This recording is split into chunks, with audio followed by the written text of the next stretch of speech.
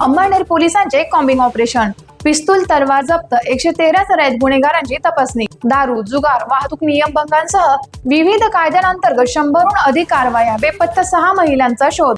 शहरातील कायदा व सुव्यवस्था अबाधित राखण्यासाठी तसेच गुन्हेगारी वृत्तीवर प्रभावी वचक निर्माण करण्याच्या उद्देशाने अंमळनेर पोलिसांनी नुकतेच एक व्यापक कॉम्बिंग ऑपरेशन राबविले. या विशेष मोहिमेत संशयितांची तपासणी, सराईत गुन्हेगारांची पडताळणी, विविध ठिकाणी धाडी तसेच प्रतिबंधात्मक कारवाया मोठ्या प्रमाणात करण्यात आल्या.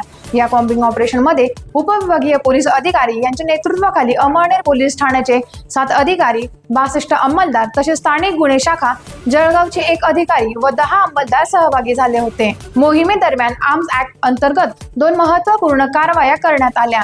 एका प्रकरणात बेकायदेशीर पिस्तूल बाळगण्याप्रकरणी आर्म्स ऍक्ट कलम 335 तर दुसऱ्या प्रकरणात तलवार बाळगण्याप्रकरणी आर्म्स ऍक्ट कलम 425 अन्वये गुन्हा दाखल करण्यात आला.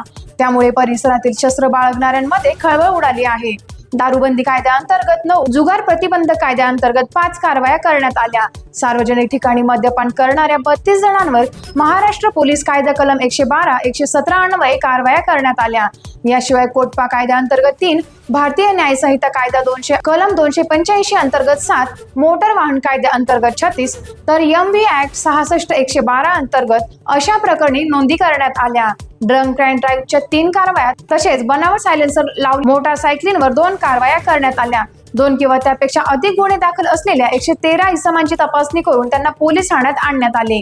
तसेच 25 हिस्ट्री सीटरची पडताळणी करण्यात आली. BNS कलम 126, 129 अन्वये 20 आरोपींवर प्रतिबंधात्मक कारवाई प्रक्रिया करण्यात आली. या विशेष मोहिमेत 6 बेपत्ता महिलांचा शोधही घेण्यात आला. न्यायालयीन प्रक्रियेशी संबंधित 15 non bailable warrants, 6 bailable warrants आणि 21 समन्वय अंमलबजावणी करण्यात आली.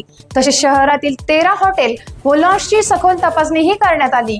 अंमळनेर पोलिसांच्या या व्यापक कॉम्बिंग ऑपरेशनमुळे गुन्हेगारी प्रवृत्तीवर प्रभावी वचक निर्माण झाला असून भविष्यातही अशा धडक मोहिमा सातत्याने राबवण्यात येणार असल्याचे पोलिसांनी स्पष्ट केले. टाइम्स ऑफ महाराष्ट्रसाठी जळगाव प्रतिनिधी विनोद पवार यांचा रिपोर्ट.